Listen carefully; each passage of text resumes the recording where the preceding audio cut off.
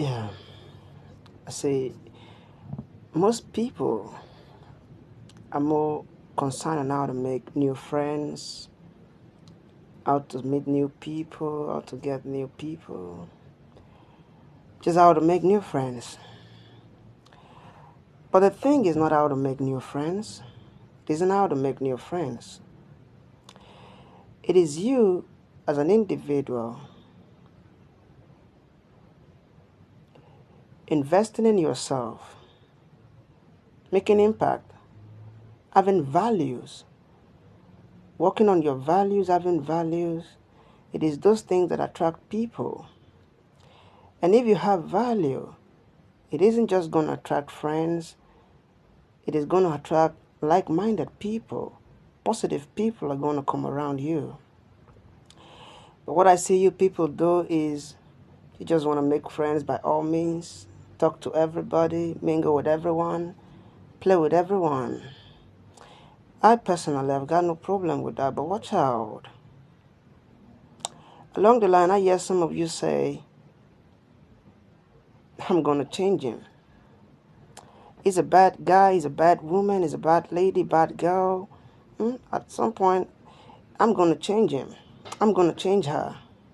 But mind you, when you're talking about that, do you consider that perhaps the energy in which the person you're trying to change is operating in might be stronger than the energy in which you are operating in? Whereby instead of you influencing him, he is now influencing you. And then you see a good person becoming a bad person. You see a good girl becoming a bad girl. You see a good boy becoming a bad boy. You see a good man become a bad man. Because they were not circumspect. They were not careful, mindful of how they choose their friends. It is true that one of the best ways to grow quick and to become more better is to surround yourself with better people. But doing that, you must be circumspect. I keep my door open. I open the door for everyone, but I make no room for everyone. That you should understand. There are people who must enter in, but there are those who must stay.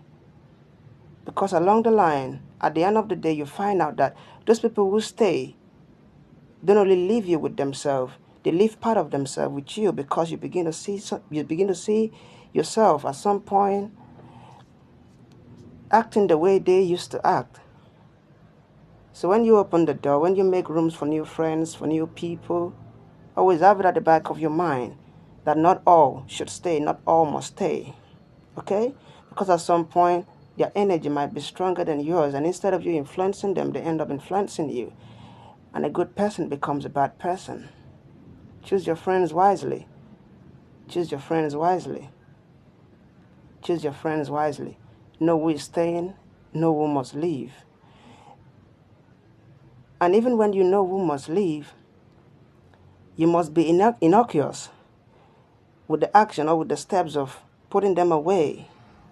You mustn't make it obvious. And also, aside from being innocuous, to maintain a proper emotional equilibrium, so much to the point that the other person doesn't feel hurt, doesn't feel pain, doesn't notice you trying to avoid or step away. You do it in a way that the other person is not hurt and you are not hurt.